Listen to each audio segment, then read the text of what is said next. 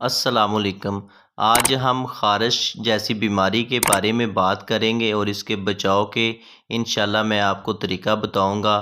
خارش دنیا میں پائی جانے والی عام بیماریوں میں سے ایک بیماری ہے جس کا ایک سبب الرجی بھی ہے، لہٰذا جن چیزوں کے کھانے پینے یا لباس وغیرہ استعمال سے خارش ہوتی ہو تو ان کے استعمال سے اجتناب کیجیے۔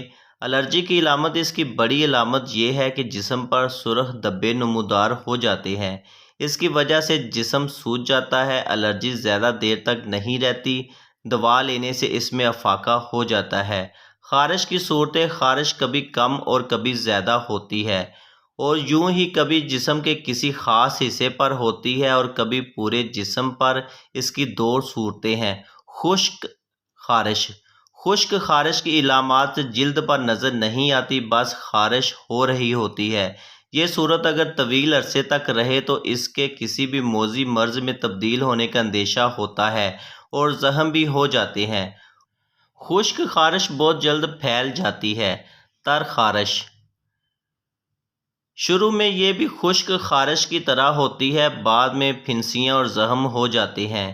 اس خارش میں زیادہ تر ہاتھ پاؤں کی انگلیوں کے درمیان کی جگہ، بغل اور پیشاب کی جگہ متاثر ہوتی ہے،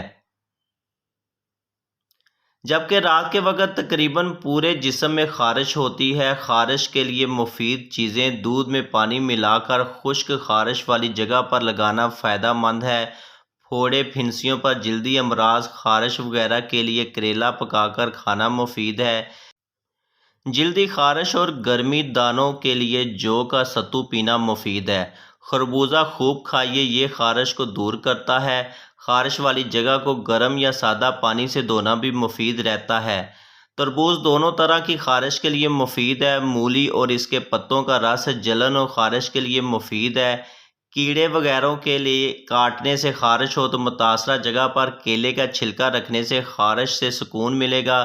بغل کی خارش کے لیے گرمیوں کے موسم میں پسینہ زیادہ آتا ہو اور نہانے کا موقع نہ ملے تو اس صورت میں بغل کو صابن سے دھو لیں، انشاءاللہ سکون ملے گا اور خارش میں بھی کمی ہوگی۔ غسل کے ذریعے خارش کا علاج۔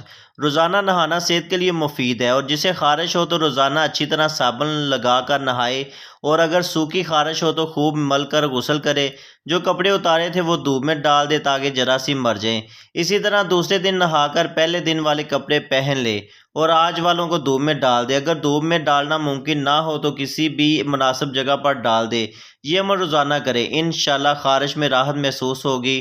سوکھی خارش کے لیے جسے خشک خارش ہو اسے چاہیے کہ جب نہائے تو جسم پر صابن لگانے کے بعد تھوڑی دیر چھوڑ دے، کیونکہ صابن میں مختلف کیمیکلز ہوتے ہیں جو خارش کے جراثیم کو مار دیتے ہیں۔ خارش کے لیے حلوہ، سونف، دھنیا دونوں 250 گرام باریک پیس کر آدھ کلو چینی لے کر 750 گرام اصلی گھی میں مکس کر کے محفوظ کر لیجئے۔ روزانہ صبح شام 25-25 گرام کھا لیجئے، انشاءاللہ خارش کے لیے مفید پائیں گے۔ سادہ پانی اور شہد روزانہ صبح نہار منہ، اگر روزہ ہو تو افطار کے وقت سادہ پانی میں 2 تولے خالص شہد ملا کر پی لیجئے، انشاءاللہ خارش سے چھٹکارا حاصل ہوگا۔ چقندر سے خارش کا علاج۔ چقندر کو باریک کاٹ کر پانی میں ابالیں، جب ٹھنڈا ہو جائے تو خشک خارش کی جگہ اور خارش کی وجہ سے ہونے والے زخم پر لگائیں، انشاءاللہ فائدہ ہوگا۔ میں امید کرتا ہوں کہ آج کی یہ ویڈیو آپ کو پسند آئی ہوگی۔ ایسی ہی اچھی ویڈیو دیکھنے کے لیے میرے چینل کو سبسکرائب کریں، شیئر کریں، لائک کریں اور اپنی دعاؤں میں یاد رکھیے گا۔ اللہ حافظ۔